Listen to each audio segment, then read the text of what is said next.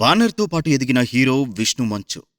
Collection king doctor Mohan బాబుకి 2 కళ్ళ లాంటివి శ్రీ విద్యానికేతన్ ఎడ్యుకేషనల్ సంస్థలు, శ్రీ లక్ష్మీ ప్రసన్న పిక్చర్స్ బ్యానర్. సొంత బ్యానర్లో మొదటి సినిమా ప్రతిజ్ఞ అని అందరికీ తెలుసు. కానీ విష్ణు మంచుకి ఇదే మొదటి సినిమా అని ఎవరికీ తెలియదు. బాలనటుడిగా, ఇంకా చెప్పాలంటే పసి నటుడిగా నెలల వయస్సులోనే ఈ సినిమాలో కనబడ్డారు విష్ణు. ఫ్లాష్ బ్యాక్ ఎపిసోడ్లో విలన్స్ పుష్పలత మీదకి పసిబిడ్డని విసిరేస్తారు. ఆ పసిబిడ్డే విష్ణు.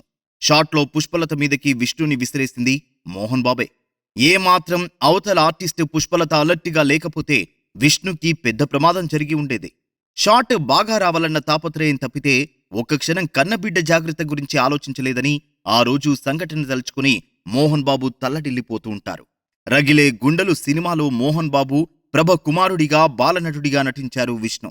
తర్వాత తమ సొంత బ్యానర్లో విష్ణు సినిమాతో హీరోగా పరిచయమై దేనికైనా రెడీ, దూసుకెళ్తా లాంటి సూపర్ హిట్స్ లో నటించారు. ఇప్పుడు 150 కోట్ల పైన బడ్జెట్తో నిర్మాణమైన కన్నప్ప సినిమాలో విష్ణు నటిస్తున్నారు. ఈ సినిమాతో ప్రపంచ వ్యాప్తంగా ప్రేక్షకులకు చేరువ కాబోతున్నారు విష్ణు.